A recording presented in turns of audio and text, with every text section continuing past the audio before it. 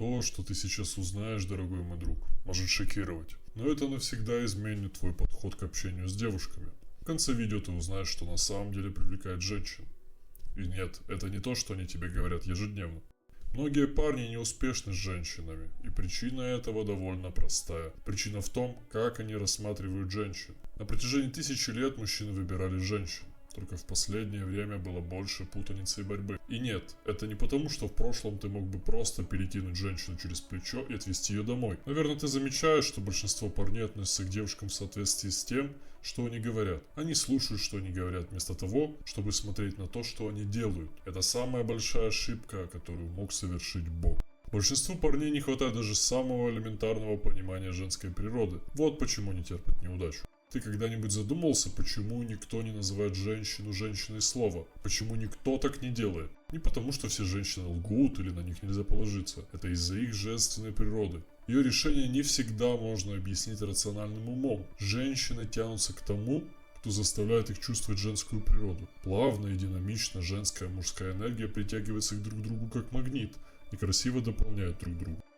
Самых женственных девушек привлекают самые мужественные парни. И наоборот. К сожалению, большинству парней не только не хватает этого базового понимания женской природы, им также не хватает знаний о их собственном мужском начале. Мы видим, как парни становятся и ведут себя более женственно. Многие из этих парней на самом деле не такие женственные от природы, но их учили быть такими. Разоблачить этот факт очень просто. Если парень ведет себя женственно, но его привлекают женственные девушки, это не природа, а воспитание. Если тебя привлекает очень женственная девушка и ты ведешь себя очень женственно, ты оттолкнешь ее. Как магнит одного полюса. Только противоположные полюса притягиваются, но подобные полюса будут отталкивать друг друга. Еще одна огромная проблема парней заключается в том, что они ставят свою девушку на пьедестал, превыше всего. Это тоже прямое следствие отсутствия мужественности и отсутствия целей в жизни.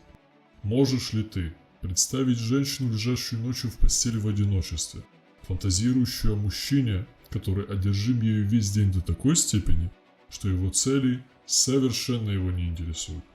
Или ее возбуждает тот, обладающий мощными принципами, целями, предприимчивый человек, живущий сильно и на своих условиях? Мужчина, хотя его возбуждает женщина, все равно знает, что у него есть более важная цель. Конечно, ее приоритет – это поток любви. Твой приоритет, твоя миссия – вот что вызывает сексуальная привлекательность. Следовательно, чрезмерная сосредоточенность на ней не является мужественной. Девушки никогда не признаются в этом. Но они на самом деле хотят, чтобы ты поставил свою миссию выше их. Ты когда-нибудь задумывался, почему женщинам нравится тупое быдло? Они эгоистичны и сосредоточены на своей собственной жизни. Они не ищут одобрения, как типичный хороший парень. Это довольно мило в женщине, поскольку оно подчеркивает ее привязанность и подчинение.